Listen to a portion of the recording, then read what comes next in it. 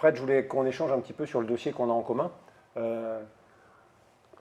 Toi, au niveau de ta partie professionnelle, t'en es où? Tu as eu des retours positifs du dossier? Alors, donc moi, j'ai eu en premier lieu un retour positif avec bien sûr quelques réserves. D'accord. Comme tu me l'avais précisé, il fallait que la partie pro et la partie part, donc le projet part, puisse être financé par la même banque. À ce jour, je n'ai pas encore de solution, sachant qu'il y a une banque interrogée qui serait susceptible de se positionner sur les deux financements. C'était ça qui était important. Ouais, parce que moi, le point important aussi, c'est que déjà, on a un premier accord sur le dossier pro. Sur le pro. Donc, moi, j'ai eu la banque en question que tu me notifiais, qui serait, elle, partante, à juste titre. Maintenant, elle attendait simplement de la validation des derniers documents que tu attendais de la cliente pour valider les revenus professionnels. Et une fois qu'on aura ça, il se positionnerait apparemment sur les deux dossiers. Donc on aurait une bonne proposition pour les clients pour qu'ils puissent aller au bout de leur projet qui, on le rappelle, était un projet pour leur nouvelle installation professionnelle et leur achat de leur résidence principale.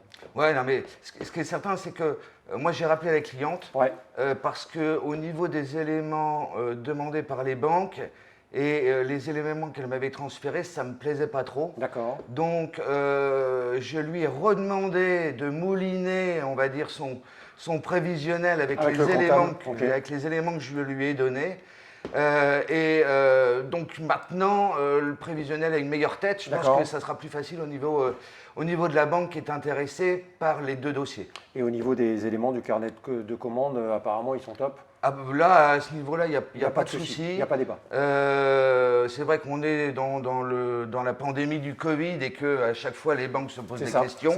D'où l'importance de rassurer ces mêmes banques, comme quoi le Covid a eu très peu d'impact en fin de compte sur son activité. Suivant les catégories pro. Et là, en l'occurrence, ce pro-là, ce pro-là, la chance que l'on a, c'est que c'est pas le domaine du CHR, donc café, hôtel, restaurant. C'est ça. Donc, il est un peu plus facile à démontrer, je dirais, le chiffre d'affaires et le prévisionnel. C'est ça. Donc là, en l'occurrence, on attend cette validation bancaire qu'on va avoir imminemment pour que le projet se concrétise avec les clients. De toute façon, il en faut au mieux une, au minimum une. Mais là, on l'aura. Après, je pense que normalement, ça devrait aller. On va la voir, parce que la banque du client ne suivait pas. La deuxième banque que tu avais initiée, aussi bien toi en pro et moi en part, ne suit pas.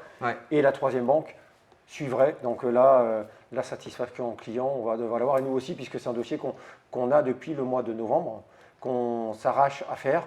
Pas facile parce qu'il y avait, comme tu le dis, Covid. Les deux projets qui sont concomitants.